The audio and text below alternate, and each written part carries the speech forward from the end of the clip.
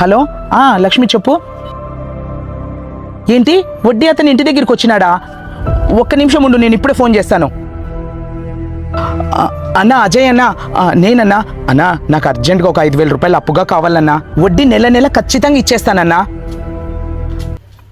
సరేనా అన్నా? ఏం చేస్తున్నావన్నా?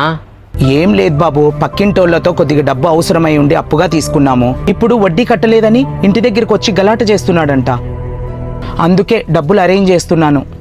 సరే, ఇంతకుముందు వడ్డీ డబ్బులు తీసుకున్నావు కదా, అవేం చేసావు? అది కట్టేశాను బాబు. ఎలా? ఇంకోటి దగ్గర అప్పు చేసా? అప్పు చేయడమే తప్పన్నా.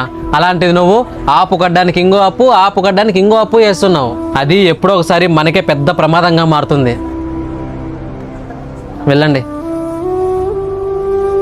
చెప్పేది ఎవరికైనా ఈజీ, నా సంసారం గురించి నాకు తెలుస్తుంది. ఏదో పెద్ద సహాయం చేసేవాడిలాగా మాట్లాడుతున్నాడు. బాబు, తెలియకోకుండా షాప్ అకౌంట్ నుంచి నాకు 20,000 ఏమన్నా పంపించినావా? తెలియకుండా ఏం కాదులే, తెలిసే పంపించా. పెట్టుకోండి. ఏం బాబు? నేను నీకు చెప్పి సలహాలు ఇవ్వడం చాలా ఈజీ అన్నా, కానీ నీ కుటుంబ సమస్యలు నీకే కదన్నా తెలిసేది.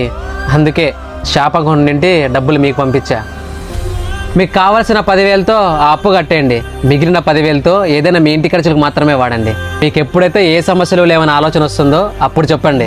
మీ జీతంలో కొద్ది కొద్దిగా పట్టుకుంటా.